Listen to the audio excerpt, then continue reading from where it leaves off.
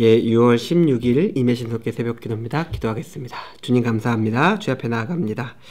하나님의 은혜를 사모하는 시간 우리와 함께하여 주시고 우리의 삶을 통해서 하나님의 영광 드러날 수 있게 오늘 우리의 하루의 삶을 통해서 역사하시고 인도하여 주시옵소서. 감사드립니다. 예수님의 이름으로 기도드렸습니다. 아멘.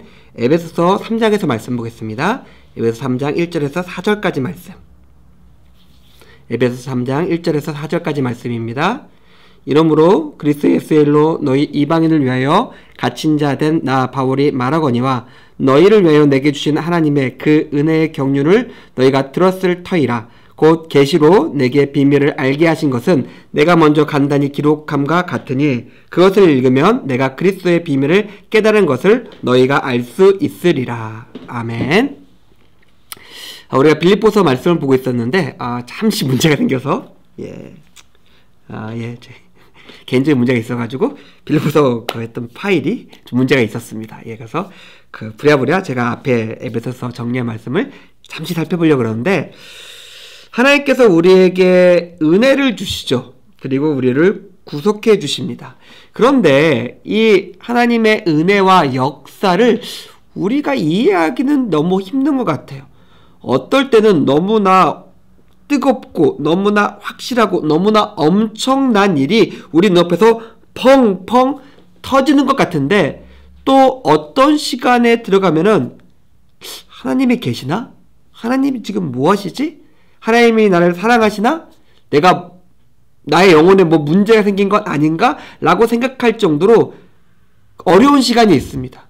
우리는 같은 은혜를 받고 살아간다고 생각을 하는데 하나님께서 은혜를 갖고 역사하시는 것이 너무나 어렵습니다. 그래서 에베소 3장에서 바울은 하나님의 은혜의 경륜에 대해서 하나님의 구원과 은혜의 그 역사에 대해서 우리에게 설명해 주고 있습니다. 1절에 보니까 제가 말씀드렸던 것처럼 에베소, 빌립보, 골로새서는 바울이 로마 감옥에 갇혀 있는 상태에서 쓴 편지예요. 그래서 바울이 자기의 상태와 자기가 믿는 믿음에 대해서 분명히 알려주시죠. 예수의 일로 너희를 위해서 갇힌 나 바울은 이라고 얘기해주고 있습니다. 바울의 삶과 신앙에 대해서 압축적으로 묘사해주고 있는 것이죠. 근데 바울이 2절에 보니까 너희를 위해서 내게 주신 그 은혜의 경륜을 이라고 되어 있어요. 바울의 삶 속에서 하나님께서 은혜를 주셨는데 그 은혜가 뭐냐? 너희를 위해서 주셨다라고 이야기하고 있습니다. 하나님께서 주신 것이 있는데 나를 위해서가 아니라는 거예요. 바울은 평생 동안 쌓아올린, 그리고 하나님과 동행하면서 알게 된 너무나 소중하고 귀한 것들을 가지고 있었습니다. 누구도 부정하지 못할 정도로 은혜와 학식과 지혜와 지식에서 월등한 사람이었어요. 그런데 그 월등한 것이 개인의 잘남이나 하나님의 은혜 그런 것에만 국한되어 있는 것이 아니라 그 은혜의 경륜에는 목적이 있었다는 것이죠. 근데 그 목적이 내가 아니었어요. 내게 주신 것은 맞아요. 근데 내게 주신 것은 나를 위해서가 아니라 나 말고 다른 목적이 이 목적을 위해서라는 것을 우리에게 알려주고 있습니다. 예수님, 그리고 믿음이 연약한 형제들을 위해서 하나님께서 우리에게 은혜와 은혜의 놀라운 역사를 주십니다. 바울만 그럴까요? 바울이 특별하니까 바울에게만 특별히 이렇게 하신 걸까요? 아니요. 바울이 특별하지만 우리도 특별합니다. 왜요? 바울이 특별해서가 아니라 바울에게 주신 하나님의 은혜가 특별해서입니다. 바울은 우리랑 별반 IQ가 높을 수도 있고 의지가 뛰어날 수도 있겠죠. 그러나 개인적인 능력을 가진 이만큼이 하나님의 은혜가 이만큼한 것들에 차이를 만들지 못해요. 하나님께서 우리에게 은혜를 주시고 은혜를 가지고 역사하시는 것이 있다면은 그 이유는 명확합니다. 우리를 통해서 다른 이들을 구원코자 하심이에요. 다른 이들을 섬기고자 하시기 위해서 우리에게 은혜를 주신 것입니다. 물론 우리를 사랑하셔서 우리를 구원하시고자 하는 하나님의 사랑과 목적은 분명합니다. 그러나 그것만이 아니라는 것, 그리고 그것만이 아니라 훨씬 더 많은 이유가 우리의 은혜와 구원에 있다는 것을 우리가 기억했으면 좋겠습니다. 바울은 이야기하죠. 이것을 내가 기록했다.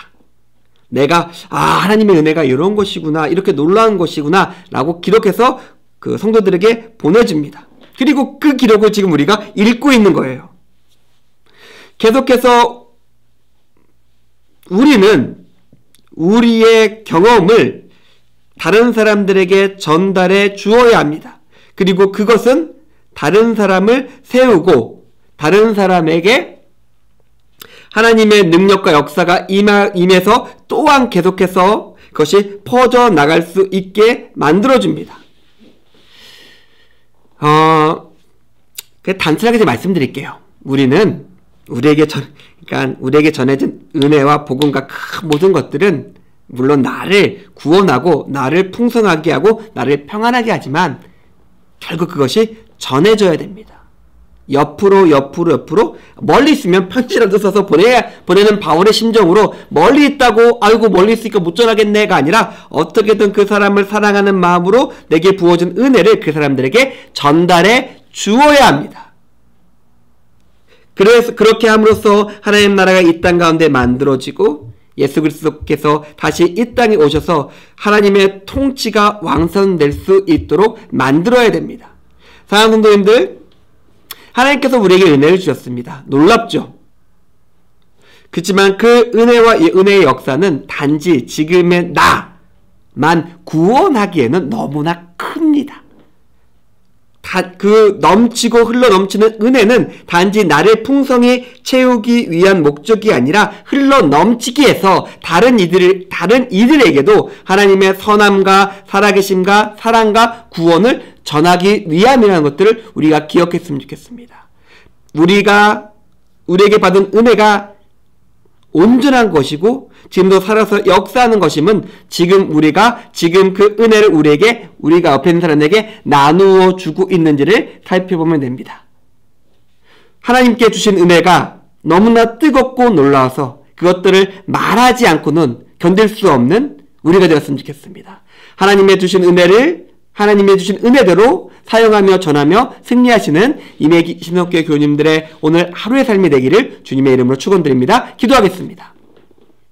하나님 감사합니다. 오늘 말씀을 통해서 우리의 삶이, 우리의 신앙이 하나님의 은혜를 어떻게 이해하며 어떻게 전해야 될지 생각해 보았습니다. 함께 해주시고 하나님의 은혜를 전하는 자로서 설 수 있게 우리 삶 가운데 함께하여 주시옵소서. 감사드립니다. 예수님의 이름으로 기도드렸습니다. 아멘. 감사합니다.